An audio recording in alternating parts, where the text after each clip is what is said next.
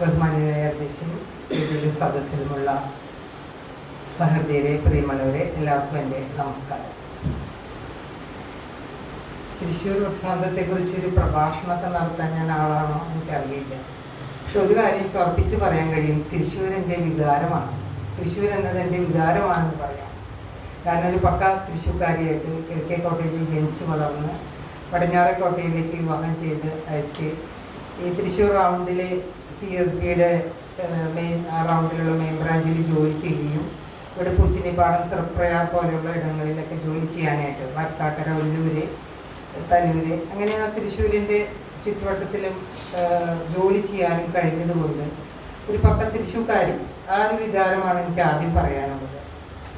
പിന്നെ ഒരു ദേശത്തിൻ്റെ വൃത്താന്തം എന്ന് പറയുന്നത് അതിൻ്റെ ചരിത്രവും സംസ്കാരവും ഭാഷയുടെ പ്രത്യേകതകൾ, അതുപോലെ ആ ദേശത്തിൻ്റെ മിത്തുകളും സാമൂഹിക രാഷ്ട്രീയമായിട്ടുള്ള അടിയൊഴുക്കുകളും പുരാവൃത്തം അല്ലെങ്കിൽ അതിൻ്റെ പൈതൃകങ്ങളൊക്കെ ചേർന്നതാണെന്ന് പറയാം ഒരു ദേശത്തിൻ്റെ വൃത്താന്തം. അപ്പോൾ തൃശ്ശൂർ എന്നത് ഒരു പുരാതനമായിട്ടുള്ള ഈ നഗരം, അതിനാ പേര് വന്നത് നിങ്ങൾക്കെല്ലാം അറിയുന്നത് പോലെ ശിവൻ്റെ ഊര് അല്ലേ, ശിവൻ്റെ നാട് അല്ലെങ്കിൽ ശിവൻ്റെ ഊര് എന്ന നിലയ്ക്കാണ് തൃശ്ശൂർ പേരൂർ എന്ന, അതിനനുസരിച്ചൊരു മിത്തൊക്കെ ഉണ്ട്. അത് ഞാൻ പിന്നീട് പറയാമെന്ന് വിചാരിക്കുന്നു. ഈ തൃശ്ശൂർ ജില്ലയ്ക്ക് കേരളത്തിൻ്റെ തന്നെ രാഷ്ട്രീയ ചരിത്രത്തിൽ വലിയ പ്രാധാന്യമുണ്ട്.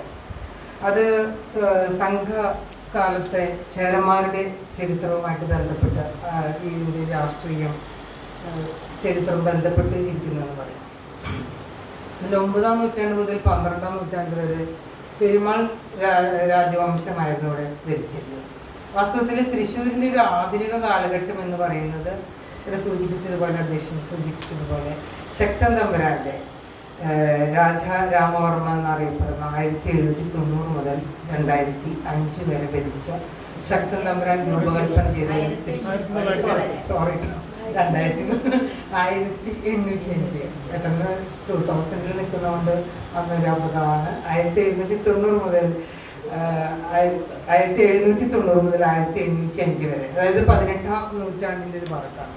അപ്പോൾ കൊച്ചി രാജ്യം ഭരിക്കാൻ തുടങ്ങി. അപ്പോൾ കൊച്ചി രാജ്യത്തിൻ്റെ ഭാഗമായിട്ട് തൃശ്ശൂർ വരുന്നു ശക്തൻ തമ്പുരാൻ. അപ്പോൾ ശക്തൻ തമ്പുരാനെ നേരിട്ടിരുന്ന രണ്ട് വലിയ വെല്ലുവിളികൾ, ഒന്ന് സാമൂതിരിമാരുടെ ആക്രമണങ്ങളുണ്ടായി, അതുകൊണ്ട് തന്നെ ഖജനാവ് കാലിയായിരുന്നു. അതാണ് ഏറ്റവും വലിയ വെല്ലുവിളി. കാലിയായിട്ടൊരു ഖജനാവും കൊണ്ടാണ് ശക്തൻ തമ്പുരാൻ ഭരിക്കാൻ തുടങ്ങുന്നത്. മറ്റൊരു വലിയ വെല്ലുവിളി എന്നത് ഫ്യൂഡൽ ഇവിടുത്തെ നായർ പ്രമാണിമാർ, അതുപോലെ പൊതുയിടങ്ങളിൽ വളരെ ശക്തരായിരുന്ന നമ്പൂതിരിമാർ, മേനോന്മാർ, അവരുടെ ഒരു ആധിപത്യം. അതിലുപരി വടക്കുന്നാഥൻ ക്ഷേത്രത്തിനോടനുബന്ധിച്ചും പെരുവനം ക്ഷേത്രത്തോടും അനുബന്ധിച്ചിട്ടുള്ള മേധാവിത്വം, സഭാ മേധാവിത്വം നടത്തിയിരുന്ന ഈ യോഗ തിരുപാടുകൾ, അവരുടെ ആധിപത്യം. ഇപ്പോൾ രാജാവ് എന്ന നിലയിൽ അദ്ദേഹം ഇവരിൽ നിന്നെല്ലാം ഒരു രാജാധികാരം അല്ലെങ്കിൽ ആധിപത്യം ഏറ്റെടുക്കുക, അതിനുവേണ്ടി പരിശ്രമിക്കുകയും അതിൽ വിജയിക്കുകയും ചെയ്ത വ്യക്തിയാണ്. അപ്പോൾ ആദ്യമായിട്ട് ഇദ്ദേഹം ഈ ഒഴിഞ്ഞ ഖജനാവ് എങ്ങനെയാണ് നിറയ്ക്കുക എന്നതാണ്. അത് കൗടില്യൻ്റെ അർത്ഥശാസ്ത്രത്തിലെ 26-ാം പ്രകരണത്തിൽ പറയുന്നത് പോലെ ഏറ്റവും എല്ലാ ആരംഭങ്ങൾക്കും മുമ്പേ നടക്കേണ്ടത് ധനമാണ്. അപ്പോൾ രാജാവ് കോശക്കാര്യം നോക്കട്ടെ, അല്ലെങ്കിൽ ധനത്തിനെ എങ്ങനെ ഉണ്ടാക്കാം എന്ന വലിയ വെല്ലുവിളി തന്നെയാണ് ശക്തൻ തമ്പുരാൻ ഏറ്റെടുത്തത്. അതിൻ്റെ ഭാഗമായിട്ടാണ് കച്ചവടമാണ്, അദ്ദേഹം കച്ചവടത്തെയാണ് ആശ്രയിച്ചത്. കച്ചവടത്തെ ദേശവൽക്കരിക്കുക എന്ന് പറയും. ഇവിടുത്തെ ഇരട്ടച്ചിറ, വടക്കേച്ചിറ, പടിഞ്ഞാറച്ചിറ, അങ്ങനെ ഒരു ദേശവൽക്കരണത്തിൻ്റെ ഒരു പരിപാടിയാണ് ആദ്യം നടത്തിയത്. അപ്പോൾ ഈ മുൻപ് സൂചിപ്പിച്ചതുപോലെ സാമൂതിരിമാരുടെ ആക്രമണങ്ങൾക്കൊപ്പം തന്നെ ടിപ്പുവിൻ്റെ പടയോട്ട കാലത്ത് ശക്തൻ തമ്പുരാൻ ഒളിച്ചു താമസിച്ചത്, ഇപ്പം ഞാൻ താമസിക്കുന്ന അരനാട്ടുകര, അതും ഒരു പ്രത്യേകതയാണ് തൃശ്ശൂരിൻ്റെ പ്രത്യേകത എനിക്ക് തോന്നുന്നത്. കാരണം അരനാട്ടുകരയ്ക്കും വളരെ ചരിത്ര പ്രാധാന്യമുണ്ട്. അപ്പോൾ ആ തരകന്മാരുടെ വീടിനകത്താണ് ശക്തൻ തമ്പുരാൻ ഒളിച്ചു താമസിച്ചിരുന്നത്. ആ കടവാരത്തിനോട് അടുത്ത് ഇപ്പോഴും ആ വീട് അവിടെയുണ്ട്. അപ്പോൾ അവിടെ താമസിക്കാൻ എന്തുകൊണ്ടായിരിക്കും നമ്പൂതിരിമാരുടെ അടുത്തോ അല്ലെങ്കിൽ നായർ പ്രമാണിമാരുടെ അടുത്തോ മേനോന്മാരുടെ അടുത്തോ ഒന്നും പോവാതിരുന്നത്, അല്ലെങ്കിൽ ബ്രാഹ്മണന്മാരെ അടുത്ത് ആശ്രയിക്കാതിരുന്നത് എന്തുകൊണ്ടായിരിക്കാം? അത് ഒറ്റുകൊടുക്കപ്പെടുമെന്നുള്ള വളരെ വിശ്വാസം. കാരണം അവരുടെ ആധിപത്യത്തെ കൃത്യമായിട്ട് ഒതുക്കിക്കൊണ്ടാണ് ഇവിടെ ശക്തൻ തമ്പുരാൻ ഭരണം ആരംഭിച്ചത്. മാത്രമല്ല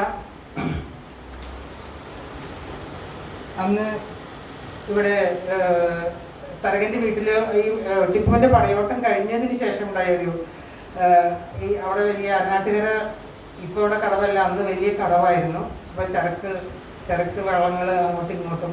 അപ്പോൾ ഈ കച്ചവടത്തെ ദേശവൽക്കരിക്കുക എന്നൊരു സംഗതി എന്നത് പിന്നീട് തമ്പുരാൻ്റെ ചരക്ക് വള്ളങ്ങളാണ് പിന്നെ അങ്ങോട്ടും ഇങ്ങോട്ടും പോയിരുന്നത്. മാത്രമല്ല നല്ലൊരു പാണ്ഡികശാല ഉണ്ടാക്കുന്നു. അവിടെ ആദ്യമായിട്ട് കൈവച്ചത് കുരുമുളകാണ്. കുരുമുളക് ഇപ്പോൾ എന്താണ് പ്രവർത്തകന്മാരൊക്കെ ഈ കുരുമുളക് ശേഖരിച്ച് ഉണക്കി അതെല്ലാം ഈ പാചകശാലകളിൽ സൂക്ഷിക്കുന്നു. അതുപോലെ അരി, മലഞ്ചരക്ക് കച്ചവടമൊക്കെ. പക്ഷേ ഏറ്റവും വലിയ പ്രത്യേകത എന്നത് ഈ ഏത് വലിയ പോർച്ചുഗീസുകാരോ അല്ലെങ്കിൽ ഇംഗ്ലീഷുകാരാവട്ടെ, അവർക്ക് നേരിട്ട് ജനങ്ങൾ കൃഷിക്കാരിൽ നിന്ന് വാങ്ങാൻ കഴിയില്ല. ഈ പാചകശാലയിൽ കൂടെ തന്നെ വാങ്ങാം. അത് നല്ല വില കൊടുത്ത് വാങ്ങേണ്ടി വരുന്നു, അല്ലെങ്കിൽ നല്ല വിലയ്ക്കാണ് വിറ്റിരുന്നത്.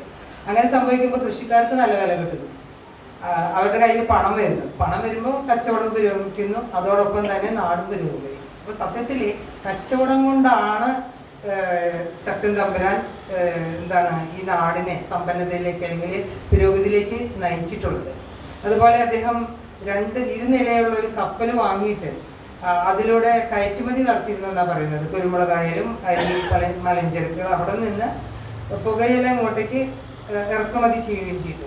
അപ്പോൾ അതിൻ്റെ ഭാഗമായിട്ടാണ് ഇവിടേക്ക് ആദ്യം തുണികളുടെ കച്ചവടം അല്ലെങ്കിൽ പട്ടു വ്യാപാരത്തിന് വേണ്ടിയിട്ട് പാണ്ഡ്യദേശത്ത് നിന്ന് പട്ടന്മാരെ കൊണ്ടുവന്ന് താമസിക്കുന്നു. അപ്പോൾ ഈ വടക്കുനാഥൻ്റെ തെക്ക് വശത്തുള്ള നമ്മൾ പറയുന്ന പഴയ നടക്കാവിലെ ഇങ്ങനെ 2 മുറികൾ ഉള്ള ഇടങ്ങളിൽ പട്ടന്മാർ വന്ന് താമസിക്കുന്നു.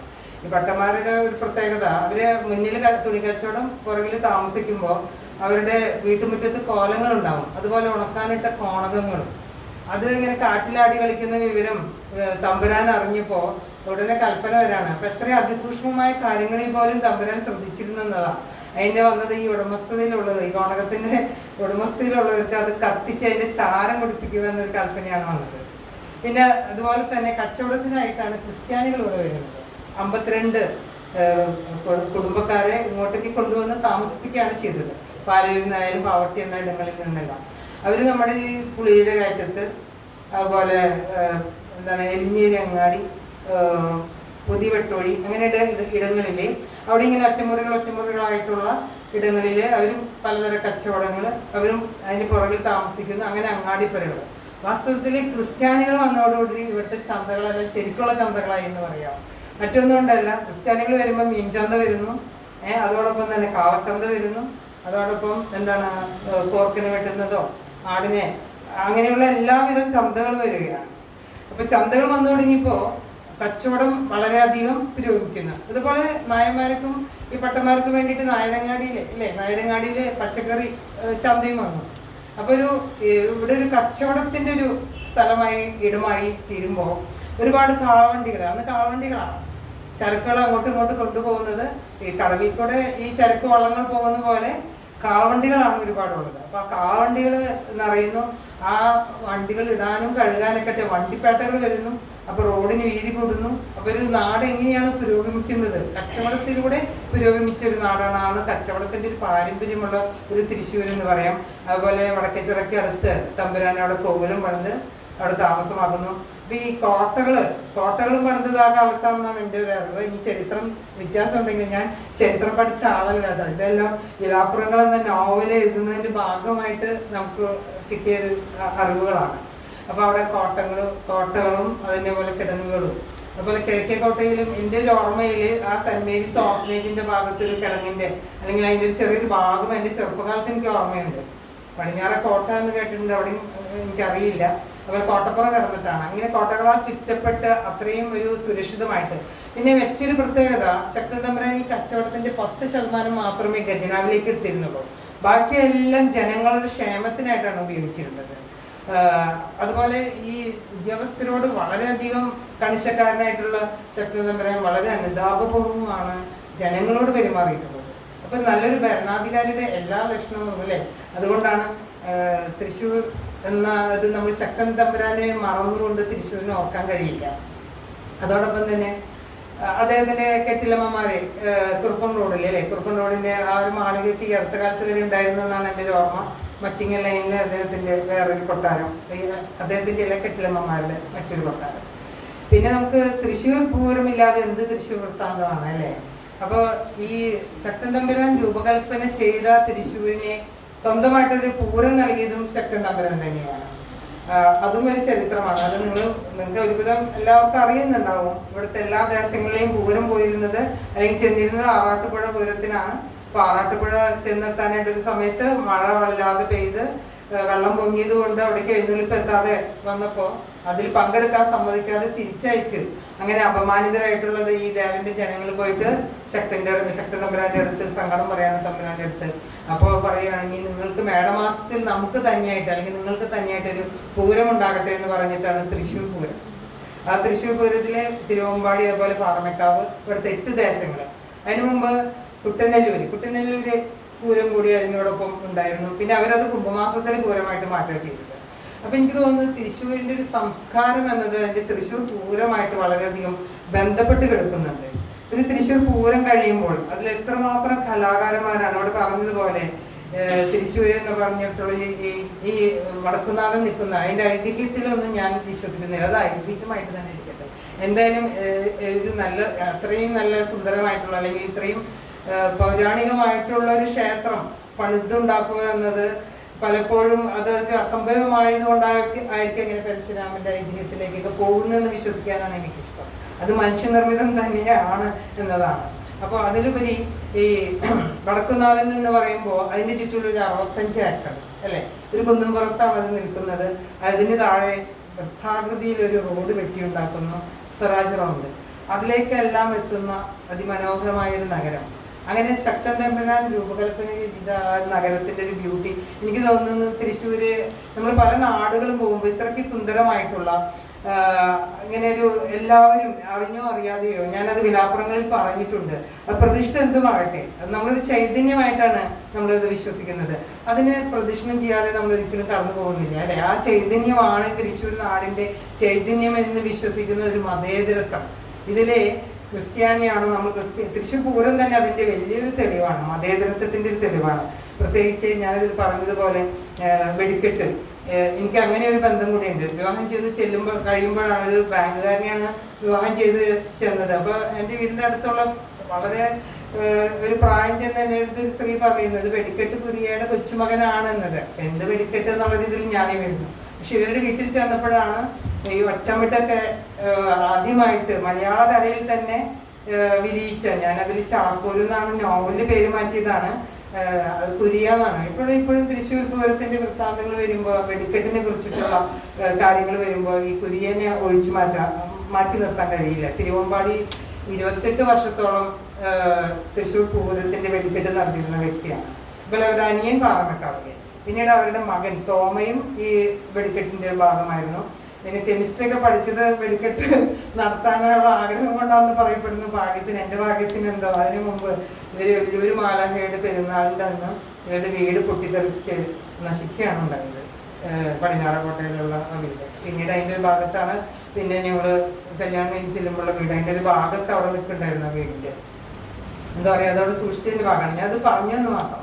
അപ്പൊ ഇതുപോലെ തന്നെ എത്ര കലാകാരന്മാരാണ് അല്ലെ. അതില് ഭഗവതിയെ എന്താണ് ഏറ്റവും പ്രധാനപ്പെട്ടതാണ് ഇലഞ്ഞിത്തറ മേളം. ഇലഞ്ഞിത്തറ മേളം എന്ന് പറയുമ്പോൾ എന്താണ് പാറമേക്കാവ് ഭഗവതി വന്നിരുന്ന തറയാണ് ഇലഞ്ഞിത്തറ എന്ന് പറയുന്നു. അപ്പൊ പാണ്ടിക്കുട്ടിയാണ് സന്തോഷിപ്പിച്ചതെന്നും അതിൻ്റെ ഒരു പാണ്ടിമേളം എന്നുള്ളത്. അപ്പൊ ഞാൻ ഈ അടുത്ത കാലത്ത് മാത്രമാണ് തൃശ്ശൂർ പൂരത്തിനും അല്ലെങ്കിൽ പുറത്തുനിന്നുള്ളൊരു കാഴ്ച ഉണ്ടായിരുന്നില്ല. ഈ വിലാപ്പുറങ്ങൾക്ക് എഴുതിയതിന് ശേഷമാണ് ഒരിക്കലും ഇതിനെ എഴുതിയപ്പോഴാണ് തൃശ്ശൂർ പൂരത്തിന്റെ അന്ന് ഇതിനുള്ളിലേക്ക് കടക്കാമെന്നുള്ളതും നമ്മൾ ശുദ്ധികലശമാണല്ലോ അല്ലേ. അപ്പോൾ അത് എന്താണ് പൊതുവായിട്ട് അങ്ങനെ ചെയ്യുമെന്ന് പറഞ്ഞുകൊണ്ട് അതിൻ്റെ ഉൾഭാഗം കാണാനും അത് അതിമനോഹരമായിട്ടുള്ളൊരു അനുഭവം തന്നെയാണ്. പുറം കാഴ്ചയല്ല ഉൾക്കാഴ്ച എന്നത് വലിയ കാര്യമാണ്. അതുപോലെ ഈ നോവൽ എഴുതിക്കൊണ്ടിരിക്കുമ്പോൾ ഞാൻ ഒരുപാട് പഴയ പേപ്പറുകൾ, ഒരു പൂരപ്രേമികളായതുകൊണ്ട് ഒരിക്കലും ഒരുപോലെ അല്ല കേട്ടോ തൃശ്ശൂർ പൂരം എന്നത്. അത് എത്രയോ കാലം നോർത്ത് ഇന്ത്യയിൽ ജീവിച്ച് ഇവരൊക്കെ പെരുന്നാൾക്ക് വരില്ലെങ്കിലും തൃശ്ശൂർ പൂരം ഒഴിവാക്കാത്തവരാണ് അവർ, ജോയേട്ടനൊക്കെ പ്രത്യേകിച്ച്. കാരണം അതിൻ്റെ ആദ്യം തൊട്ട് അവസാനം വരെ എല്ലാ കുടമാറ്റമായാലും അതിൻ്റെ ആദ്യകാലത്തൊക്കെ എനിക്ക് ഇത് വല്ലാതെ ടെൻഷനായിരുന്നു, ഇത്ര നേരം എങ്ങനെയാണ് പിന്നെ അത് ശീലമായി. അതിരാവിലെ എന്ന് വെച്ചാൽ ആദ്യത്തെ ഇവർക്ക് അതിൻ്റെ ഡീറ്റെയിൽസ് ഒക്കെ അറിയാം. ആദ്യത്തെ എന്താണ് എഴുന്നള്ളിപ്പ് വരുന്നത് തൊട്ട് ആ പൂരം കഴിയാതെ തിരിച്ചെത്താത്ത വ്യക്തികളാണ്. അത് അങ്ങനെ വികാരമായി കൊണ്ടു നടക്കുന്ന ഒരുപാട് പേരെ പ്രേമികൾ, എന്താണ് ആനപ്രേമികൾ. അതുപോലെ ഈ ഇത് എഴുതിക്കൊണ്ടിരിക്കുമ്പോൾ അപ്പൊ പഴയ കാലത്ത് കുറെ പേപ്പറുകൾ സൂക്ഷിച്ചു വെച്ചിട്ടുണ്ടായിരുന്നു. അതുകൊണ്ട് നീ കൊണ്ട് കളയരുതെന്നുള്ള ദേഷ്യപ്പെടുന്നു. നമുക്ക് നോവൽ എഴുത്താണല്ലോ പ്രധാനം. അപ്പൊ അങ്ങനെ ഞാൻ വായിച്ചുകൊണ്ടിരിക്കുമ്പോഴാണ് അന്ന് കുഞ്ഞന്മാരാണ് ഇതിന്റെ മേളത്തിന്റെ പ്രമാണം. അപ്പൊ അതില് ഈ കൊമ്പ് വിളിക്കുന്നത് കുട്ടൻ നായർ, കൊമ്പത്ത് കുട്ടൻ നായർ. അപ്പൊ ഞാനതൊക്കെ വായിച്ചു വെച്ചത് രാത്രി, അന്ന് ഇദ്ദേഹം ബോംബെയിലാണ് ജോലി ചെയ്യുന്നത്. അപ്പൊ ഞാനിത് വായിച്ച് അന്ന് രാത്രിയിലൊക്കെ ഇരുന്ന് ഈ നോവലിന്റെ ആ ഭാഗം എഴുതിക്കൊണ്ടിരിക്കുമ്പോൾ ഞാൻ ഉറങ്ങിപ്പോയി. സത്യത്തില് കുറച്ച് രാത്രി വരെ പലപ്പോഴും ജോലി കഴിഞ്ഞ് വന്ന് അതിൻ്റെ ഒരു ആവേശത്തിലിരിക്കുമ്പോൾ എഴുതി ഉറങ്ങിപ്പോയി.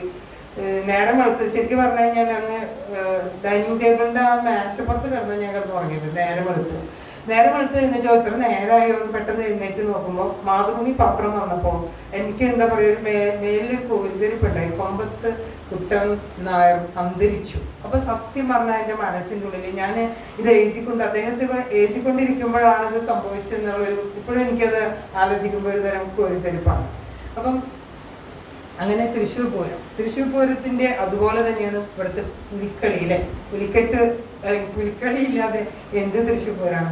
ഞാൻ തൃശ്ശൂർ ഭാഷയിലെ ഞാൻ സംസാരിക്കുന്നത്, ഇത് പ്രഭാഷണത്തിൽ കണക്കാക്കണ്ട. കാരണം അപ്പൊ പുലിക്കളി അതന്നെ ഞാൻ പറയുന്നത്.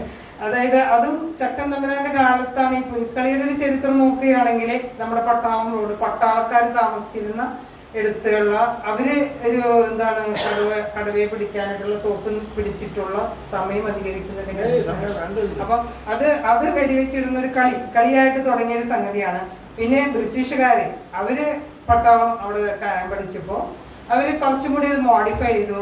മേലൊക്കെ കുറച്ച് ചായക്ക് തേച്ച ക്യാമ്പിൽ നിന്ന് നമ്മുടെ റൗണ്ടിലേക്ക് ഇറങ്ങിയിട്ടുള്ള കളിയുടെ ഒരു നാലോണത്തിന് ഇപ്പോഴും അത് പുലിക്കളി എന്ന് പറഞ്ഞൊരു വികാരം.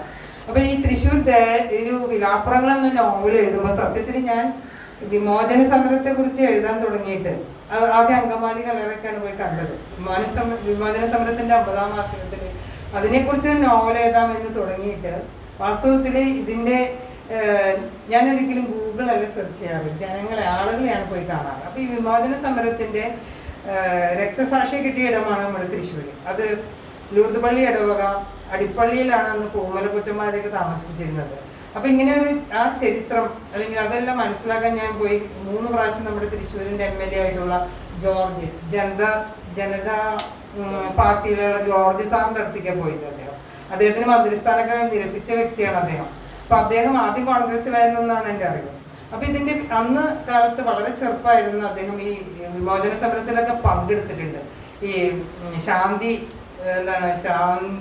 സംഘം എന്താണ് ക്രിസ്റ്റഫർ സംഘം, അങ്ങനെയുള്ള സേന അങ്ങനെയുള്ള സേനകളൊക്കെ ഉണ്ടാക്കിയിട്ടുണ്ടായിരുന്നു. പള്ളി ആദ്യത്തെ കമ്മ്യൂണിസ്റ്റ് ഭരണകാലത്ത് ഉണ്ടായ വിമോചന സമരത്തിന്റെ ഞാനൊരു കാര്യമാണ് പറയുന്നത്. ആ സമയത്ത് അപ്പൊ അദ്ദേഹം കുറെ കാര്യങ്ങൾ എനിക്ക് അതിനെ കുറിച്ച് പറഞ്ഞു തന്നു. ഈ പള്ളിയെ സംരക്ഷിക്കാൻ വേണ്ടിയിട്ട് അന്നുണ്ടായ ചില എന്താ പറയാ, അത് ഒരു അതിശയോക്തിപരമായിട്ടുള്ള ചില സംഗതികൾ കൂടിയാണ്. അല്ലെങ്കിൽ ബാലറ്റ് പേപ്പറിലൂടെ അധികാരത്തിൽ വന്നൊരു എന്താണ് പാർട്ടിയെ അല്ലെങ്കിൽ ഭരണത്തെയാണ് താഴെ ഇറക്കാനായിട്ട്. അന്ന് നെഹ്റുവിനും മൊറാർജി ദേശായിക്കൊന്നും അതിനോട് വലിയ പ്രിയം ഉണ്ടായിരുന്നില്ല, അല്ലെങ്കിൽ അതിനോട് യോജിപ്പുണ്ടായിരുന്നില്ല. പിന്നെ ഇന്ദിരാഗാന്ധി അങ്ങനെയുള്ള വ്യക്തികളുടെ ചില ചരടുവലി അല്ലെങ്കിൽ ചെറിയ രാഷ്ട്രീയ കളി തന്നെയാണ് അന്ന് നടന്നത് എന്ന് പറയാം. പട്ടം താണുകൾ അങ്ങനത്തെ കാര്യങ്ങൾ. അപ്പൊ ഞാൻ പറഞ്ഞു വന്നത് തൃശ്ശൂർ ദേശത്തെക്കുറിച്ച് എഴുതാൻ ഈ നോവൽ എങ്ങനെ മാറിപ്പോകാനുണ്ടായത്. ദേശത്തേക്ക് ഒരു കഥയായി പോയി, അത് പിന്നെ ഒരു പനങ്കേറി മറിയുടെ കഥയായി പോകാനുള്ള കാരണം ഇതിൽ 4ാം പ്രതിയാവുകയും മാപ്പുസാക്ഷിയാവുകയും ചെയ്ത ഒരാള്. അദ്ദേഹം ഇറച്ചുവിട്ട് തൊഴിലാളിയായിരുന്നു. ഇപ്പൊ എന്താണെന്ന് അറിയില്ല. അപ്പൊ എൻ്റെ സഹോദരൻ ഹസ്ബൻഡ് ഇവിടെ ഇല്ലാത്തതുകൊണ്ട് ഞാൻ പറഞ്ഞു ഇങ്ങനത്തെ ഈ ചരിത്രമൊക്കെ ഒന്ന് അറിയാനായിട്ട്, അല്ലെങ്കിൽ പഴയ കാലത്തെ കാര്യങ്ങൾ കുറച്ചും കൂടി ഞാൻ ജനിക്കുന്നതിന് മുമ്പ് നടന്ന വിമോചന സമരകാലത്തെ കുറിച്ചുള്ള അതിന് കറക്റ്റായിട്ടുള്ളൊരു പൾസ് കിട്ടാനായിട്ട്.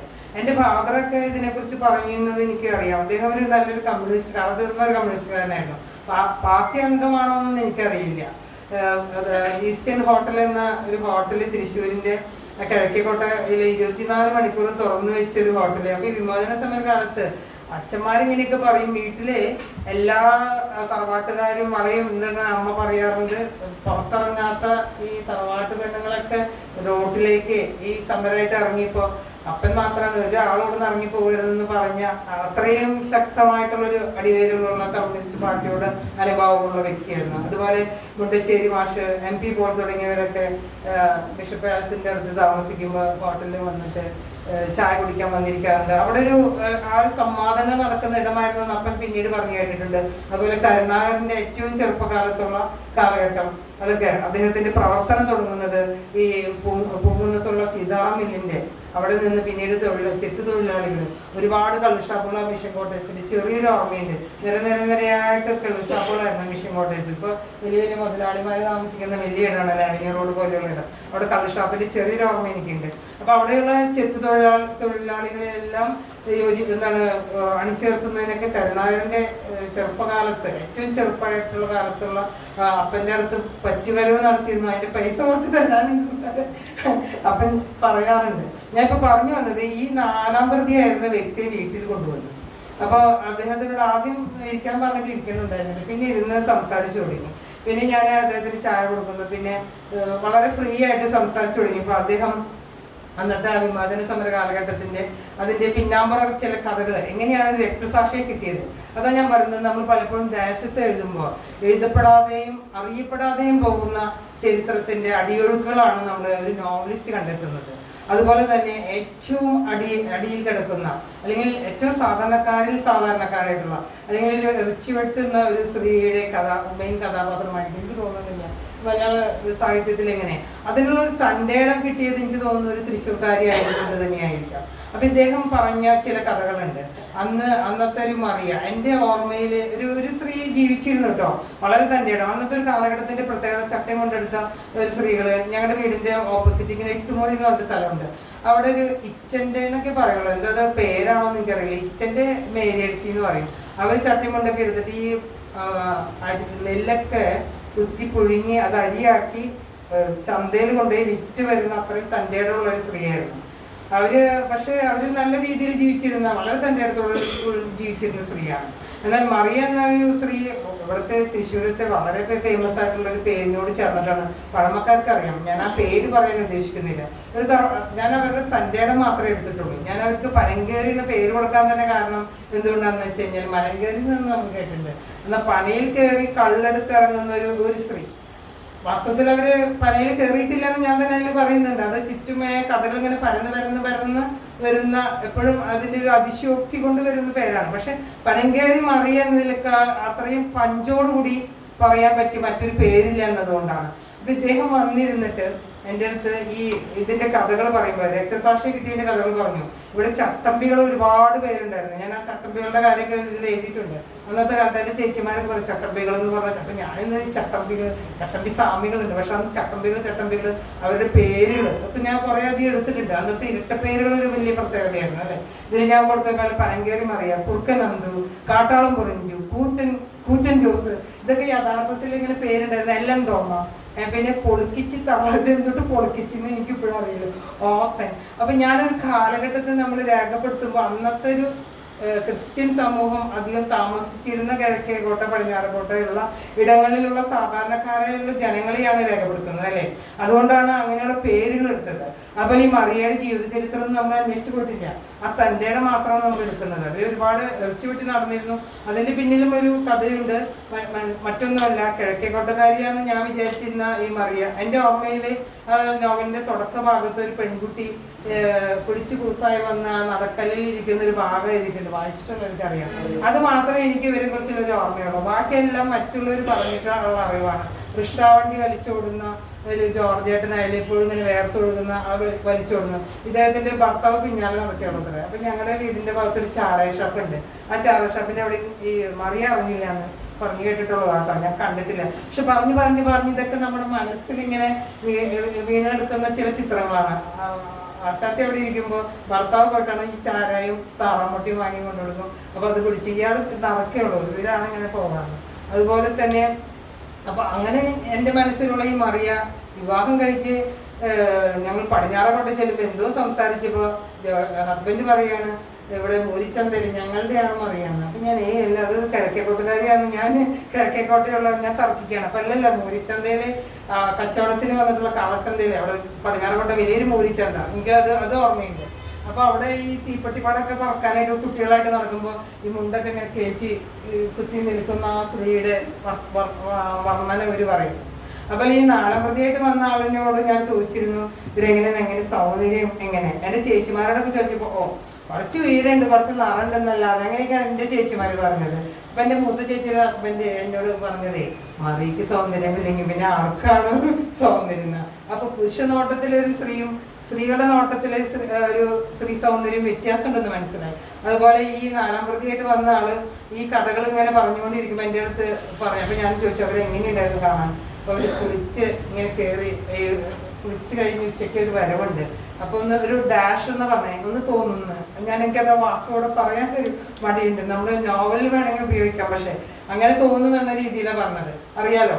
അപ്പോൾ ആ രീതിയിൽ അതുപോലെ ഇതിന്റെ രക്തസാക്ഷിത്വം അതൊന്നും തൃശ്ശൂർ വൃത്താന്തങ്ങളിൽ വരുന്നില്ലെങ്കിൽ പോലും ഈ രക്തസാക്ഷി എങ്ങനെ കിട്ടിയത്, ഈ പറഞ്ഞ ചട്ടമ്പികള് ഈ പൂമലകൊറ്റന്മാരെ പള്ളിക്കാർ കൊണ്ടുവന്ന് താമസിപ്പിച്ചപ്പോ അവര് നല്ല ശക്തരായിട്ടുള്ള കൃഷി ചെയ്ത് അധ്വാനിക്കുന്നവരാണ്. വളരെ ശക്തിയുള്ള ആൾക്കാരാണ് ഈ പൂമലക്കൂറ്റന്മാരെന്ന് ഞാൻ പറഞ്ഞ പേരിട്ടതാണ് കേട്ടോ. പൂമലക്കുറ്റന്മാരെന്ന് ഞാൻ എന്നുവെച്ചാൽ അവരങ്ങനെ ശക്തിയുള്ളവരെന്ന് കാണിക്കാൻ വേണ്ടിയിട്ട ഒരു പേരാണ്. ഇതൊക്കെ ചരിത്രം തന്നെയാണ്. ഇദ്ദേഹം പറഞ്ഞു ഇവര് വന്നപ്പോ ഈ ചട്ടമ്പികളൊക്കെ ഒതുങ്ങി. ഇവര് വെറുതെ പിച്ചാത്തി കാണിച്ച് പേടിപ്പിച്ച് ഇങ്ങനെ എന്ന് പറഞ്ഞിട്ട് കൂട്ടമായിട്ട് ഒരുമിച്ച് നിൽക്കുമ്പോഴാണ് അവര് ശക്തി. ഈ മറിയൊക്കെ പോടാന്ന് പറഞ്ഞു കഴിഞ്ഞാൽ ഓടിപ്പോകുന്നവരും പോലും ആയിരുന്നു ആ ചട്ടമ്പികളെന്ന് ഓർക്കണം. അപ്പൊ ഇവര് തമ്മിൽ കോർത്തിട്ടുള്ള അല്ലെങ്കിൽ ഇവരെ അടിച്ചൊതുക്കിയതിന്റെ പകരം വീട്ടലിനെ നമ്മുടെ അപകടം കിണർ അറിയില്ലേ നമുക്ക്, അവിടെ ഒരു കരിക്കച്ചവടം നടത്തുന്ന ഒരു കട ഈ അടുത്ത കാലം വരെ ഉണ്ടായിരുന്നു കരിക്കച്ചവടം. അപ്പൊ അവിടുന്ന് അന്ന് ഈ പൈപ്പൊക്കെ ഇടാൻ വേണ്ടിയിട്ട് വലിയ എന്താണ് പൈപ്പുകൾ ഇട്ടിരുന്ന സ്ഥലം ആ ബിഷപ്പ് പാലസിലേക്ക് പോകുന്ന പി സിയുടെ ഒക്കെ ആ ഭാഗത്ത്. അപ്പൊ ഇവര് ഈ ഒരാളെ ഈ പൂമലക്കുറ്റന്മാരിലെ ഒരാളെ സെക്കൻഡ് ഷോ കഴിഞ്ഞ് തിരിച്ചു വരാണ്. അപ്പൊ അവര് സിനിമയ്ക്ക് പോയിട്ട് ഒരാളവിടെ മൂത്രമൊഴിക്കാനൊന്നും ഇരുന്നതാണ്. അപ്പൊ ഒരാളെ കിട്ടിയപ്പോ ഇവര് പതുക്കുന്ന താങ്ങി കൊടുത്താണ്, പകരം വീട്ടിയതാണ്. അതാണ് വാസ്തവത്തില് രക്തസാക്ഷിത്വം എന്ന് പറഞ്ഞ് ആഘോഷിക്കപ്പെട്ടത്. ഇതില് യാതൊരു ഇപ്പൊ പലരും നെറ്റിച്ചുളിക്കാം. പക്ഷെ ഒരു എഴുത്തുകാരി എന്ന നിലയിൽ ഇങ്ങനെയുള്ള കാര്യങ്ങളിലേക്ക് ഇത് നാലാം പ്രതിയാണ് പറയുന്നത്. അദ്ദേഹം പിന്നീട് മാപ്പുസാക്ഷിയായി. 15 വയസ്സ് മാത്രമേ പ്രായം ഉണ്ടായിരുന്നുള്ളൂ, അങ്ങനെ മാപ്പുസാക്ഷിയായി. അപ്പൊ ഈ ഒരു തൃശ്ശൂരിന്റെ ഒരു ചരിത്രം എന്ന് പറയുന്നത് ഈ ഞാൻ വേണമെങ്കിൽ പുലിക്കളിയെ കുറിച്ചിട്ട് പറഞ്ഞു തോന്നുന്നു അല്ലേ. പുലിക്കളി എന്ന് പറയുമ്പോൾ പുലിക്കളിയില് ഞാൻ എൻ്റെ പെയിന്റ് അടിക്കുന്ന കാര്യം അതില് അപ്പൊ കഞ്ഞിപ്പുലികൾ എന്നൊരു ചാപ്റ്റർ എഴുതിയതിനു ശേഷമാണെന്ന് തുടരാം ഈ നോവൽ എഴുത്തുന്ന എനിക്കൊരു വലിയൊരു ഈ മറിയെ പോലുള്ള ഒരു തൻ്റെയുടെ ഉള്ളിൽ കിട്ടിയത് അതുകൊണ്ട് തന്നെയാണ്. കാരണം മറിയെ കൺസീവ് ചെയ്ത് നമ്മുടെ ഉള്ളിലും ഞാൻ എഴുത്തുകാരി എന്ന നിലയിൽ അതിന് മുൻപ് പോലെയല്ല, അതായത് പൂർണ്ണ സ്വാതന്ത്ര്യത്തോടെ എഴുതിയൊരു നോവൽ തന്നെയാണ് നിലാപ്പറമ്പിൽ. അത് വായനക്കാരെന്ത് വിചാരിക്കുന്നു ഒന്നും വിചാരിച്ചിട്ടല്ല. അപ്പൊ ഈ വിക്രമാർഗീസാട്ടിന്റെ കോണിപ്പടി ഞാൻ കണ്ടിട്ടുണ്ട് ആടിക്കൊണ്ടിരിക്കുന്നത്. ഈ പെയിന്റ് അടിക്കാനുള്ളവര് അവരുപയോഗിക്കുന്ന ഭാഷ എന്തായിരിക്കും. പക്ഷെ അതെല്ലാം നമ്മളൊരു എന്താണ് പലരും ചോദിക്കാറുണ്ട് ഇതൊക്കെ നിങ്ങൾക്ക് എങ്ങനെ അറിയുന്നത്. നമ്മൾ പഞ്ചേന്ദ്രിയങ്ങളുള്ള അല്ലെ, സ്ത്രീകൾ എന്ന് പറയുന്നത് എന്താ, പഞ്ചേന്ദ്രിയങ്ങളുള്ള വികാര വിചാരങ്ങളുള്ള ഒരു മനുഷ്യ സൃഷ്ടി തന്നെയാണ് സ്ത്രീയും. നമ്മുടെ ഉള്ളിലേക്കും അല്ലെങ്കിൽ ഇവർ പറയുന്ന വാക്കുകളും പദങ്ങളും എല്ലാം നമ്മൾ അല്ലെ ഒബ്സർവേഷൻ കുറച്ച് കൂടുതലാണ്. അപ്പൊ ഇങ്ങനെയുള്ളവര് എന്തായിരിക്കും അവിടെ കൊട്ടുകടിയും താറാമുട്ടയൊക്കെ കഴിച്ച് അവരുപയോഗിക്കുന്ന പദങ്ങൾ എന്തായിരിക്കും. അതുപോലെ തൃശ്ശൂരിന്റെ ഒരു സംസ്കാരത്തിന്റെ മറ്റൊരു പ്രത്യേകത തോന്നിയിട്ടുള്ളത് ഞാൻ നേരത്തെ പറഞ്ഞ പോലെ ഇരട്ട പേരുകൾ, പരിഹാസം കുറച്ച് കൂടുതലാണ്. ചെറുപ്പകാലത്ത് എനിക്ക് തോന്നുന്നു ഒരു ഇന്നത്തെ കാലത്ത് ഒരു എന്താ പറയാ ഇപ്പോഴത്തെ കുട്ടികളൊക്കെ എന്തെങ്കിലും പറഞ്ഞപ്പോഴേക്കും പാടിപ്പോകും. അന്ന് ഞങ്ങളൊക്കെ നല്ലതുപോലെ കളിയാക്കലൊക്കെ കേട്ട് അതുപോലെ ബാങ്കിലെത്തിയപ്പോഴും അങ്ങനെയുള്ള കളിയാക്കലുകളും ഒരുപാട് കേട്ട് വളർന്ന ഒരു തലമുറയാണ്. അപ്പൊ ഈ സംസ്കാരത്തിന്റെ ഒരു ഭാഗം എന്ന നിലയിലാണ് ഞാൻ നിലാപ്പുറങ്ങളിൽ തെറിപ്പദങ്ങൾ ഉപയോഗിച്ചത്. ഞാനും അന്ന് ത്രിപുര ബ്രാഞ്ചിന്റെ മാനേജറായിട്ട് ഇരിക്കുകയാണ്. ഞാനും ആലോചിച്ചു നമ്മളും ഒരു കുടുംബിനിയായിട്ട് ജീവിക്കുന്നു അല്ലെങ്കിൽ ഒരു മാനേജറായിട്ട് ഇരിക്കുന്നു, ഇങ്ങനെ എൻ്റെ നോവലിൽ ഇങ്ങനെ തെറിപ്പദങ്ങൾ എഴുതാമോ എന്ന് വെച്ചാൽ നമ്മുടെ ചില നമ്മുടെ മുൻ ധാരണകളെ പൊളിച്ചെഴുതുക എന്ന് തന്നെയാണ്. അപ്പൊ എന്നിനുള്ളിലെ എഴുത്തുകാരി പറഞ്ഞത്, നിങ്ങൾ സത്യസന്ധരായിട്ടുണ്ടെങ്കിൽ നമ്മുടെ കഥാപാത്രങ്ങളോടും പരിസരങ്ങളോടും സത്യസന്ധത പുലർത്തുക എന്നതാണ് എൻ്റെ എഴുത്തുകാരി എന്നോട് എപ്പോഴും ആവശ്യപ്പെട്ടുകൊണ്ടിരിക്കുന്നത്. അത് ചിലപ്പോൾ അക്കാദമിക്കായിട്ട് ചിലപ്പോൾ അതിന് ചിലപ്പോൾ അംഗീകാരം കിട്ടാതെ വരാം. ഇപ്പോൾ എന്താണ് സർവകലാശാലയിലെ തെളിപ്പതുള്ളത് കൊണ്ടാണ് അത് എടുക്കാതിരുന്നത്. അതൊക്കെ ചുമ്മാ എക്സ്ക്യൂസസ് ആയിരിക്കും. നമുക്കറിയാം ഓരോ തരങ്ങളനുസരിച്ച് പറയുന്നു, അതിലൊന്നും നമ്മൾ ബോധവതിയല്ല. അപ്പൊ ഈ തെറിപ്പദങ്ങൾ എന്നത് ആ ഒരു കാലഘട്ടത്തെ അതിൻ്റെ ഒരു പരിച്ഛേദമാണ്. അപ്പൊ ഞാൻ ഈ തൃശ്ശൂർ വൃത്താന്തത്തിൽ അതും പറയണം. അന്നത്തെ ഒരു കാലഘട്ടത്തില് ഞാൻ എൻ്റെ കിഴക്കേക്കോട്ട വീടിൻ്റെ തൊട്ട് മുമ്പിൽ ഒരുപാട് പലചരക്ക് കടകളുണ്ട്. അപ്പം ഞങ്ങൾക്ക് സാധനങ്ങൾ മേടിക്കാനായിട്ട് തൊട്ടായതുകൊണ്ട് അമ്മ ചില സാധനങ്ങൾ കഴിയുമ്പോൾ അങ്ങോട്ട് ഓടിപ്പിക്കും. 11 മക്കളിലെ 9ാമത്തെ ആളാണ് ഞാൻ. അപ്പോൾ ചേച്ചിമാരെയൊക്കെ വിവാഹം കഴിഞ്ഞിട്ട് അപ്പോൾ നമ്മൾ പിന്നെ ആങ്ങളമാരുടെ ഇടയിൽ ജീവിച്ചു വന്ന ആളാണ്. അപ്പോൾ ഈ അവിടേക്ക് ഓടിപ്പിക്കുമ്പോൾ അവിടുത്തെ മുതലാളിമാരായാലും ആരായാലും പരസ്പരം അവിടുത്തെ ആളുകളെയൊക്കെ വിളിച്ചിരുന്നത് തെറിപ്പദങ്ങളാണ്. അതിൽ നമുക്ക് പ്രത്യേകിച്ച് ഒരു അതിശയോക്തി അന്ന് തോന്നിയിരുന്നില്ല. അതുപോലെ സെന്റ് ക്ലേഴ്സിലേക്ക് പഠിക്കാൻ 9ാം ക്ലാസ്സിൽ പോകുമ്പോൾ ഇറച്ചുവിട്ട് കടയുടെ മുന്നിൽ കൂടെ പോകുന്നത്. അപ്പൊ അവർ പരസ്പരം ഒരു വരി ഉണ്ടെങ്കിൽ 4 പദങ്ങൾ തെറിയായിരിക്കും. അപ്പൊ അതിനെ ഒന്ന് ആ കാലഘട്ടത്തെ ഞാൻ ഒരു നോവലിൽ കൊണ്ടുവന്നില്ലെങ്കിൽ അത് ഞാൻ എന്നോട് ചെയ്യുന്ന നീതിയാണ് എന്നതുകൊണ്ട്, ആ നീതിബോധം കൊണ്ടാണ് ഞാൻ എഴുതിയതെന്ന് പറയാണ് അന്നത്തെ ഒരു കാലം. അപ്പൊ ഈ അടുത്ത കാലത്ത് AGS ഓഫീസിലത്തെ ഈ നോവൽ ഇറങ്ങിയ സമയത്ത് എൻ്റെ അടുത്ത് പറഞ്ഞു, നോവലൊക്കെ വായിച്ചു, നന്നായിട്ടുണ്ട്, പക്ഷെ പബ്ലിക്കായിട്ട് എനിക്കത് എൻ്റെ ലൈബ്രറിയില് വീട്ടിലത്തെ ലൈബ്രറിയിൽ വെക്കാൻ പറ്റില്ല എന്നൊരു ഉദ്യോഗസ്ഥൻ എന്നോട് പറയാണ്. അപ്പൊ ഞാൻ ചോദിച്ചു, എൻ്റെ മോനെ ഇവന്റെ അപ്പൻ്റെ ഒക്കെ പലചരക്ക് കട എൻ്റെ വീടിന്റെ മുന്നിൽ ഇവൻ ട്രൗസർ ഇട്ടിരിക്കുമ്പോൾ അവിടെ വന്നിരിക്കുന്ന കുട്ടിയാണ്. അപ്പൊ ഞാൻ പറഞ്ഞു, നിന്റെ പിതാശ്രീ അല്ലെങ്കിൽ നിന്റെ ആ ജോലിക്കാരെ വിളിച്ചിരുന്നു, നീ തെറിപ്പദങ്ങളൊന്നും കേട്ടിട്ടില്ലേ? ഓ കേട്ടിട്ടുണ്ട്. ഞാൻ പറഞ്ഞു, നിങ്ങൾ കേട്ടിട്ടുണ്ട്, ഞാനും കേട്ടിട്ടുണ്ട്. ഇത് നമ്മളാരെങ്കിലും ചീത്തയായി പോയോ? നിന്റെ മക്കളത് കേൾക്കട്ടെ. മാത്രമല്ല ഇന്നത്തെ ന്യൂ ജനറേഷൻ ഒരാവശ്യമില്ലാതെയാണ് ഇപ്പൊ തെറിപ്പദങ്ങൾ. ഞാൻ നാളെ ഒരു പുസ്തക പ്രകാശനുണ്ട് 20 വയസ്സുകാരൻ്റെ, അതിൽ മുഴുവനും തെറിപ്പദങ്ങൾ. അത് ആവശ്യമില്ലാതെയും മനസ്സിന് ചിന്തിക്കുന്നത് മുഴുവനും. ഞാനൊരു കാലഘട്ടത്തെ അത് റെപ്രസെന്റ് ചെയ്യാനാണ് എഴുതിയെങ്കിൽ ഇന്ന് അത് മാത്രമല്ല ഈ സെന്റ് മേരീസ് ഓർഫനേജിന്റെ അവിടേക്ക് നമ്മൾ ഈ ഒബ്സർവേഷൻ കൂടുതലായതുകൊണ്ട് നമ്മുടെ വീടിന്റെ പിന്നിലിരുന്ന് നാട്ടിലത്തെ എല്ലാ കാഴ്ചയും കാണാം. ഞാൻ വിളിച്ചിരിക്കുന്ന ആരും കാണില്ല. അപ്പൊ എല്ലാ കാര്യങ്ങളും ഇങ്ങനെ വന്ന് വീഴുന്നത്. അപ്പൊ ആ കോളേജ് പിള്ളേര് അന്നത്തെ കാലത്ത് ഒരു സെന്റ് മേരീസിന്റെ പോളിടെക്നിക് അവിടെ ഉണ്ടായിരുന്നു. അപ്പൊ ജർമ്മനിയിലത്തെ മിഷനുകളൊക്കെ വെച്ചിട്ടുള്ള മിഷണറിമാരൊക്കെ പങ്കെടുത്തിരുന്ന അവരുടെ മിഷണറിക്കുള്ള നല്ലൊരു സെന്റ് മേരീസ് ഓർഫനേജ് നടത്തിയിരുന്ന അന്നത്തെ ഈ എന്താണ് ദുബായ്ക്കൊക്കെ പോയിരുന്ന ആമ്പിള്ളേര്. അപ്പൊ ഈ കിഴക്കേക്കോട്ടമ്മ ഇവിടെ ഒരുമിച്ച് പോകുമ്പോൾ പിന്നെ നമ്മുടെ ഒരു പ്രായമല്ലേ, പിള്ളേരെയൊക്കെ ഒന്ന് കാണും ചെയ്യാതെ കൂടെ, അവര് നമ്മളെ കാണില്ല. അപ്പൊ ഇങ്ങനെയുള്ള ചില നോട്ടങ്ങളിലൂടെ ഇവരുടെ സംഭാഷണം ശ്രദ്ധിച്ചിരുന്നപ്പോ പച്ച തെറിയാണ് അങ്ങോട്ടും ഇങ്ങോട്ടും വിളിച്ചു പോകുന്നത്. ഇപ്പോഴത്തെ പ്രൊഫഷണൽ കോളേജിലത്തെ പിള്ളേര് ഞാൻ എൻ്റെ മോനോട് ചോദിച്ചപ്പോഴും വളരെ സ്നേഹത്തോടെ എല്ലാവരും വിളിക്കുന്നത് അതാണ്. ഇതിലെന്താണ് അപ്പൊ ആ ഒരു കാലഘട്ടത്തിൽ നമ്മൾ എൻ്റെ മരുമകനായാലും പറഞ്ഞു, അവര് IT എഞ്ചിനീയറിംഗ് കോളേജിലായാലും മെഡിക്കൽ കോളേജിലായാലും അതാണ്. അപ്പൊ സിസ്റ്റർ ജസ്മിക്കൊക്കെ വലിയ വിഷമമായിരുന്നു, എന്തിനെ തെറിപ്പദം വെച്ചത്, അല്ലാതെ ഒരു നല്ല നോവലാക്കാൻ. ഞാനിത് പറഞ്ഞു വന്നത് അന്നത്തെ നമ്മുടെ തൃശ്ശൂരിന്റെ ഒരു സംസ്കാരത്തെ കാണിക്കാൻ വേണ്ടിയിട്ടാണ്. അതുപോലെ പുലികളെ കുറിച്ച് പറഞ്ഞു. ഈ ദേശത്തിന്റെ മിത്തൊക്കെ പറയാൻ നേരമുണ്ടോന്ന് അറിയില്ല, ദേശമിത്ത്. അപ്പൊ ഈ എന്നെ സംബന്ധിച്ച് എനിക്ക് തോന്നി തൃശ്ശൂർ ഭാഷയിലെ ആ ഭാഷയുടെ ഒരു പ്രത്യേകത ഉണ്ട് അല്ലേ. നമ്മളെപ്പോഴും വെട്ടിച്ചുരുക്കി വാതിലൊന്നും അടയ്ക്കുമെന്ന് ആരെങ്കിലും നിങ്ങളൊക്കെ പറയണ്ടാവും. പക്ഷെ നമ്മൾ തൃശ്ശൂർ ക്രിസ്ത്യാനി ആ വാതിലൊന്നും അടച്ചെന്ന് പറയണം, ആ വാലൊന്നും അടക്കി. അതുപോലെ എന്തിട്ടുണ്ട് ശരി എന്നൊക്കെ ചോദിക്കുന്ന രീതിയിലുള്ള ആ ഒരു സംസ്കാരം എനിക്ക് തോന്നുന്നു ഈ ചന്ത സംസ്കാരം തന്നെയാണ്. അത് ഇവിടുത്തെ ഏത് മുതലാളിമാരുടെ വീട്ടിൽ പോയാലും വലിയ വലിയ വീടും വലിയ വലിയ കാറും ബെൻസ് കാറും ഉള്ള നമ്മളിപ്പോൾ വിചാരിക്കുന്ന അത്രയും വലിയ തറവാട്ടുകാരുടെ വീട്ടിലും അവരവരുടെ ഭാര്യനെ വിളിച്ചിരുന്നത് ഇങ്ങനത്തെ തെറിപ്പദങ്ങളാണ്. അല്ലാത്തവരുണ്ട് എന്നുള്ളത് ശരിയാണ്. ഇപ്പൊ കുറെ മാറ്റം വന്നിട്ടുണ്ടെന്ന് വിചാരിക്കുന്നു.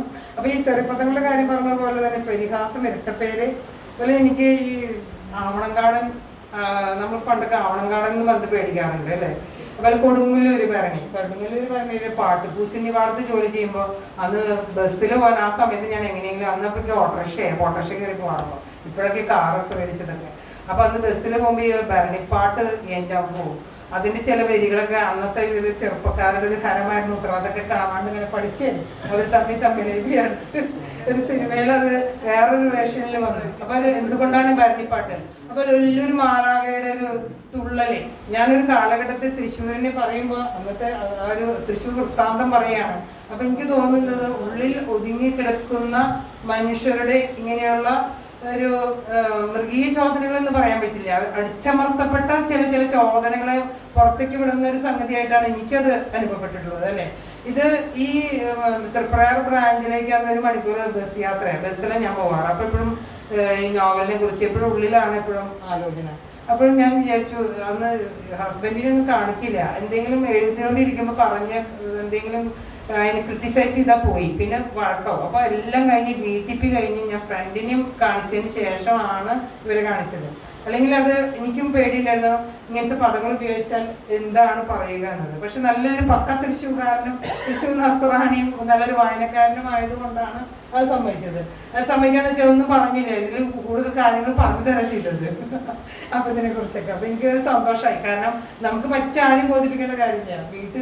വീട്ടിലുള്ള ആള്, അതാണ് എൻ്റെ ഒരു ഭാഗ്യം. എൻ്റെ ആങ്ങളമാര് അവർക്ക് അറിയാം എഴുത്തിന്റെ അസ്കത വളരെ പണ്ടുണ്ട്. നിങ്ങൾ തന്നെ അറിയുമ്പോൾ വളരെ വൈകിട്ടാണ്, മുമ്പേ എന്ന നോവലിൽ കൂടിയാണ് നമ്മൾ വീണ്ടും പുറത്തേക്ക്. പണ്ടൊക്കെ എഴുത്ത് നടക്കില്ലായിരുന്നു അവരുടെ ഇടയിലൊക്കെ. അപ്പൊ ഇവര് കല്യാണം കാണാൻ ലവ് മാരേജ് ഒന്നും അല്ല കേട്ടോ, ആ കിഴക്കേക്കോട്ട പടിഞ്ഞാറക്കോട്ട ബാങ്കൊക്കെ ആണെങ്കിലും. അപ്പൊ അവര് പോയി വന്നിട്ട് അന്ന് ക്രിസ്ത്യൻ കുടുംബങ്ങളിൽ ലൈബ്രറി ഉള്ള വീട് പൊതുവെ കുറവാണ്. കാശ് കൊടുത്ത് പുസ്തകങ്ങൾ വാങ്ങുന്ന ഒരു വീടാണ്, നിനക്ക് പറ്റിയ വീടാണ്. സത്യമാണ്. അവിടെ എന്തെങ്കിലും ഒരു വഴക്ക് നടക്കുകയാണെങ്കിൽ എന്തായാലും ഞാൻ വഴി മാറി പോണ്ടെന്ന് തോന്നുന്നു.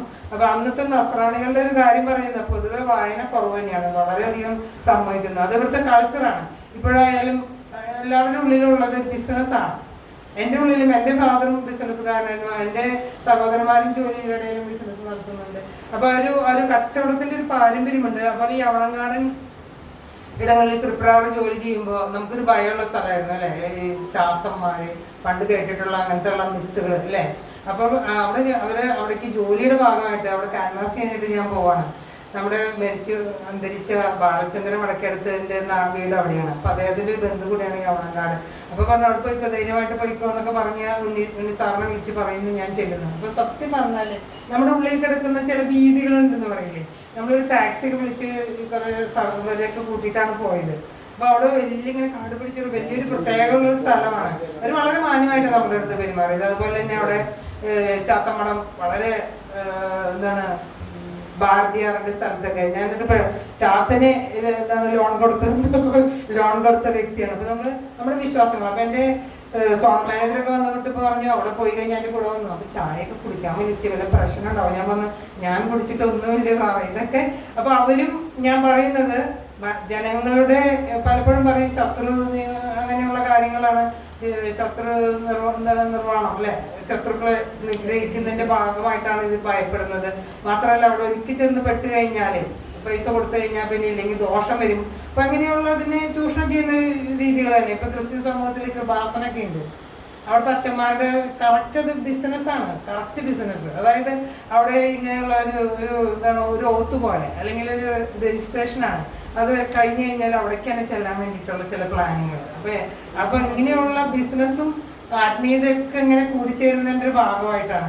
അപ്പൊ ഈ ആവണങ്ങാടിന്റെ അവിടെ നിന്നിരുന്നവരാണ് പിന്നീട് പെരിങ്ങോട്ടുകാരെയുള്ളവരൊക്കെ വന്നത്. അപ്പൊ അവരൊക്കെ എൻ്റെ കസ്റ്റമേഴ്സും എൻ്റെ സുഹൃത്തുക്കളാണ്. അപ്പൊ ഈ നോവൽ എഴുതിയപ്പോൾ ഞാൻ അവണങ്ങാടിന്റെ ഇതൊക്കെ എഴുതിയത് അവരോട് പറഞ്ഞു എങ്ങനെയാണ് പ്രതികരണം, അടി കിട്ടുമെന്ന് അറിയണ്ടേ. അപ്പൊ ഈ പെരിങ്ങോട്ടുകാരുടെ എൻ്റെ സുഹൃത്തായിട്ടുള്ളവർ പറയണം അവരൊക്കെ ഏറ്റവും ബിസിനസ്സുകാരാണ് കേട്ടോ. അവിടുത്തെ പൈസക്കാരെന്ന് പറഞ്ഞു കഴിഞ്ഞാൽ ആ ഭാഗം മുഴുവനും. അതിനെക്കുറിച്ച് ഞാൻ കടക്കുന്നില്ല. അപ്പൊ അദ്ദേഹം പറഞ്ഞു ഞങ്ങളെ കുറിച്ച് എഴുതാൻ. അവരെ സംബന്ധിച്ച് നമ്മളെ സംബന്ധിച്ച് അത് ഇങ്ങനെ എഴുതുന്നത് ഒരു നാണക്കേടാണോ അല്ലെങ്കിൽ അത് മോശമാണോ എന്ന് നമ്മൾ ചിന്തിക്കുമ്പോൾ അവരെ കുറിച്ച് എഴുതാൻ അത്രയും ആളുകൾ അത് കേൾക്കട്ടെ, അറിയട്ടെ, വരട്ടെ. ഞാൻ നോക്കുമ്പോൾ ശ്രീലങ്ക പ്രധാനമന്ത്രി ഇവിടുത്തെ ഈ മലയാള സിനിമാ രംഗത്ത് ഒരുവിധം എല്ലാവരും എത്തുന്ന ഇടമാണ്. അതിൻ്റെയൊക്കെ ഫോട്ടോസ് കാണിക്കുമ്പോൾ അപ്പൊ ഞാൻ ഈ അവണങ്ങാടൻ അങ്ങനെയുള്ള അങ്ങനത്തെ കെട്ടുകഥകളെ പണ്ടത്തെ കാലത്തെ ഉള്ളൊരു കാര്യങ്ങൾ, പണ്ട് കുരിശ് ചവിട്ടി തുപ്പിയിട്ടാണ് ഉള്ളിലേക്ക് പോകുന്നത്. അതെല്ലാം ഇങ്ങനെ എനിക്ക് തോന്നുന്ന ഒരു എരുമന്തോണി എന്നുള്ളൊരു കഥാപാത്രത്തേക്ക് ഞാൻ എഴുതിയിട്ടുണ്ട്. അപ്പൊ അത് കഥ കേട്ടിരുന്ന അവിടെ എന്താ നടക്കണേന്ന് അറിയാൻ വേണ്ടിയിട്ട് പോയിരുന്ന എരുമന്തോണി പറയുമ്പോൾ ഇദ്ദേഹം പറയുന്നുണ്ട് ശാലി കുരിശൊക്കെ തുപ്പിയിട്ടാണ് പോയേക്കണേ കച്ചവടം നന്നാവാൻ എന്നുള്ള രീതിയിലുള്ള അങ്ങനെയുള്ള വർത്തമാനങ്ങൾ ഞാൻ എൻ്റെ ചെറുപ്പകാലത്ത് ഞാൻ കേട്ടില്ലെങ്കിലും എൻ്റെ സഹോദരന്മാർ വന്ന് പറഞ്ഞിട്ടുള്ള കാര്യങ്ങൾ.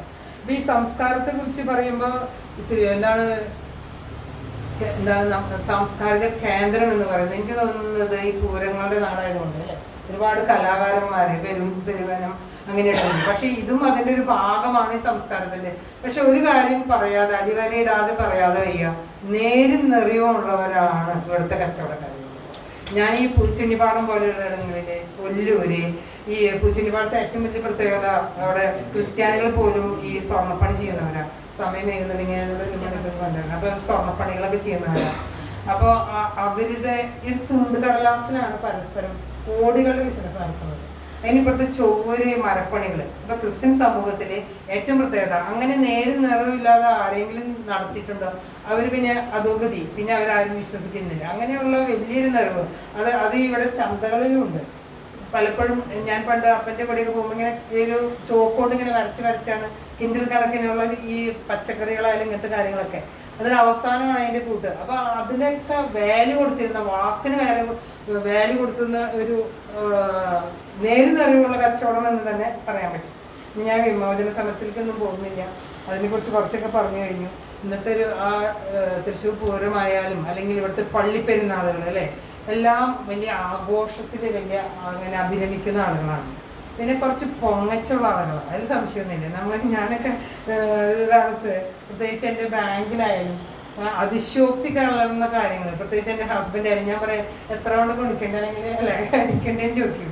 വലിയ വലിയ വിടലുകൾ, വലിയ വലിയ കാര്യങ്ങൾ, അങ്ങനെ ഒരു പൊതുവെ ഒരു പൊങ്ങച്ചത്തിൻ്റെ ഒരു എല്ലാവർക്കും ഉണ്ടോയെന്ന് അറിയില്ല. ഞാൻ ക്രിസ്ത്യൻ സമൂഹത്തിൽ പ്രത്യേകിച്ചുള്ളൊരു കാര്യമാണ്, ഉള്ളതിൽ കൂടുതൽ പ്രകടിപ്പിക്കുക, കാണിക്കുക. അതിന് വേണ്ടി എനിക്ക് തെക്ക് ഭാഗത്തൊക്കെ ജോലി ചെയ്യുമ്പോൾ പൂത്ത കാശിനെങ്കിൽ ഒന്നില്ലാത്ത പോലെ സഞ്ചി പിടിച്ചിട്ട് അങ്ങനെ നടക്കും. പക്ഷെ ഈ പൂച്ചിൻ്റെ പാടത്ത് ഞാൻ ഈ കള്ളിമുണ്ടൊക്കെ എടുത്തിട്ട് വരുന്ന ആൾക്കാരും കിട്ടും. പക്ഷെ പിന്നെ അങ്ങനെയൊക്കെ ഉണ്ടെങ്കിലും, വീട് പത്രാസൊക്കെ ഉണ്ടെങ്കിലും പൂച്ചിൻ്റെ പാടത്ത് ഈ കള്ളിമുണ്ടൊക്കെ എടുത്തിട്ട് കസ്റ്റമേഴ്സ് കയറി വരും. അവരറിയുന്നതൊക്കെ ഈ സ്വർണത്തിന്റെ ബാറുകൾ ഞാൻ ആദ്യമായിട്ട് അപ്പോഴാണ് കാണുന്നത്. 10, 15, 20 ബാറൊക്കെ ഇട്ടിട്ട് എത്ര കിലോന്റെ ഓരോ കിലോ ബാറുകളാണ്.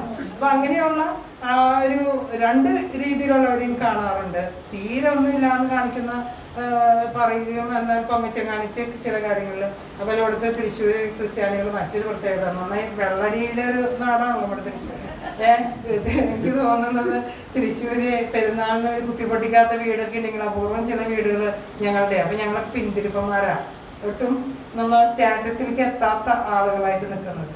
അപ്പോൾ ഞാൻ പറഞ്ഞു വന്നത്, ഇവിടുത്തെ സ്ത്രീകൾക്ക് വലിയ സ്വാതന്ത്ര്യം. പുറത്തേക്കൊന്നും വന്ന് ആണുങ്ങൾ സംസാരിക്കുമ്പോൾ ഒന്നും പെണ്ണുങ്ങൾ പുറത്തേക്ക് വരാൻ പാടില്ല. പക്ഷെ എല്ലാ ചരട് വലിക്കുന്ന പെണ്ണുങ്ങൾ അവിടുത്തെ സ്ത്രീകളാണെന്നുള്ളത് സത്യം. ആളെ മുന്നിൽ